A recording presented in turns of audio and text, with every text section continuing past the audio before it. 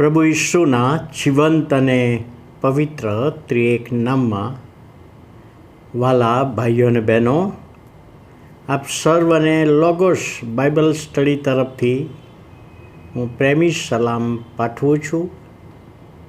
આજનો દિવસ 9મી મે 2024 અને ગુરુવારનો આ દિવસ આપણા જીવનોમાં પ્રભુએ બતાવ્યો છે, માટે પ્રભુનો ખૂબ આભાર આપણે માનીએ છીએ.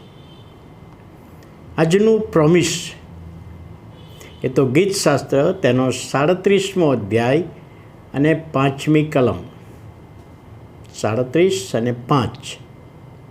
તારા માર્ગો યહોવાને સોંપ, એટલે તે તને ફળીભૂત કરશે. તારા માર્ગો યહોવાને સોંપ, એટલે યહોવા તને બધી જ બાબતોમાં સફળતા આપશે. હવે દાઉદે આ ગીત, જે 37 નંબરનું ગીત લખ્યું છે, એ પોતાના પાછલા જીવનના વર્ષોમાં લખ્યું છે. વૃદ્ધાવસ્થાના સમયમાં લખ્યું છે એમ કહી શકાય.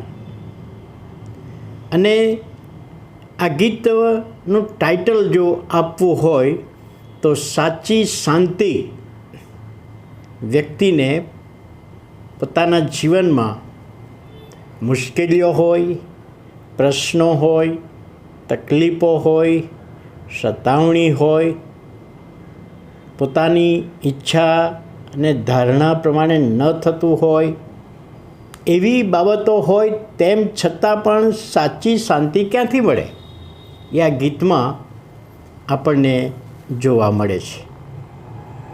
દાઉદે ઘણું બધું વેઠ્યું, ઘણું બધું સહન કર્યું.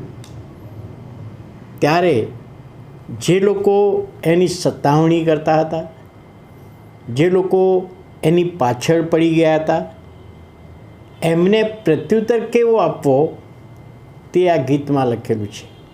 એટલે આપણી પાછળ ઘણા બધા લોકો પડી ગયા હોય, શાબ્દિક રીતે યુદ્ધ કરતા હોય, માનસિક રીતે પાછા પાડતા હોય, હેરાનગતિ કરતા હોય, આપણા વિરુદ્ધ તરેહ તરહની જુઠ્ઠી વાતો અસત્યતાથી કહેતા હોય અને આપણા ચારિત્ર્ય ઉપર પ્રશ્ન ઊભો કરતા હોય, આક્ષેપો કરતા હોય, ત્યારે એવા સમયે આપણો પ્રત્યુત્તર કેવો હોય એ આ ગીતમાં લખવામાં આવ્યું છે. જો ગીત તમે શાંતિથી વાંચશો તો આ ગીતમાં લખેલું છે, પ્રત્યુત્તર માટે આપણે કોઈ પ્રત્યુત્તર નથી આપવાનો, દાઉદ કહે છે. અને સામેની વ્યક્તિની ભૂંડી બાબતો પણ આપણે યાદ કરવાની નથી ને જાહેર કરવાની નથી, એ પણ નથી કરવાનું. પણ એક બાબત કરવાની છે, અને તો ગીતશાસ્ત્ર 37મો અધ્યાય અને 5મી કલમ. તારા માર્ગો યહોવાને સોંપ. જ્યારે આવી પરિસ્થિતિમાંથી આપણે પસાર થયા હોઈએ ત્યારે યહોવાનું વચન, પ્રભુનું વચન દાઉદને જે કહેવામાં આવ્યું, તારા માર્ગો યહોવાને સોંપ. પ્રભુ ઈસુ ખ્રિસ્તે પણ આ જ કહ્યું હતું. જ્યારે ધન્યતાઓ આપી ત્યારે છેલ્લી ધન્યતા, લોકો તમારી વિરુદ્ધ તરહ તરહની ભૂંડી વાત અસત્યતાથી કહે ત્યારે તમે હરખાઓ, કેમ કે આકાશમાં બદલો તમને મોટો મળવાનો છે. તો અહીં આગળ એ જ બાબત છે, તમારા માર્ગો યહોવાને સોંપો અને તમને સફળતા પાવશે, ફળીભૂત કરશે.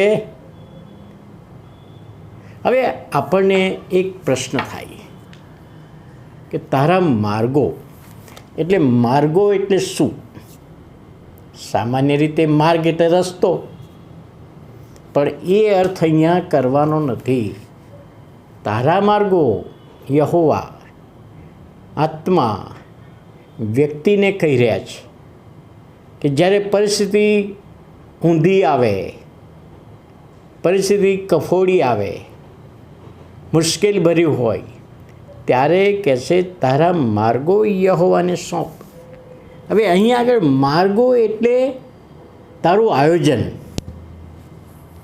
તું હવે પછી જે આયોજન કરવા માગે છે એ આયોજન તું ઈશ્વરને સોંપી દે.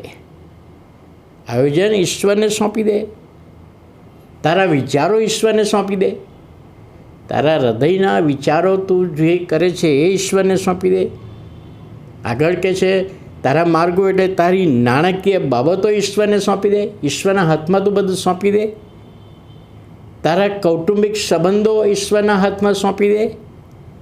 તારી સેવા, તારું જીવન યહોવા ઈશ્વરના હાથમાં સોંપી દે.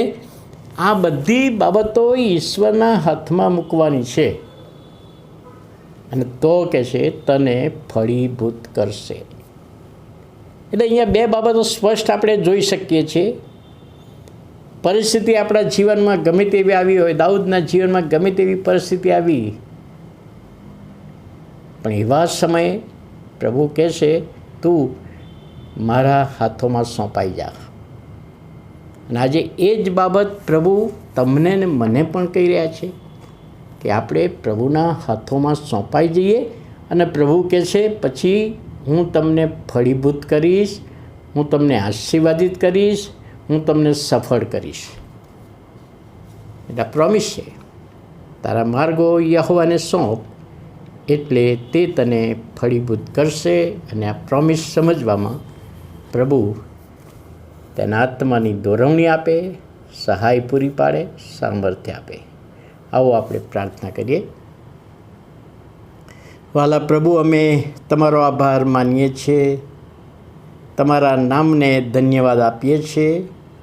તમારું વચન તમે અમને આપ્યું, તારા માર્ગો યહોવાને સોંપ એટલે તને ફળીભૂત કરશે. અને અમારા માર્ગો, અમારું જીવન, અમારા તાલંતો, અમારું આયોજન, અમારા વિચારો, અમારી નાણાકીય બાબતો, અમારી કૌટુંબિક બાબતો અને સેવા અને જીવન તમારા હાથોમાં સોંપીએ કે અમને દરેક બાબતમાં સફળતા અપાવનાર પ્રભુ તમે છો. ના વચન સમજવામાં આત્માની દોરવણી આપો. વિનંતી અને પ્રાર્થના ધન્ય સ્વામી પ્રભુ ઈસુના નામે સાંભળો અને માન્ય કરો. આમીન.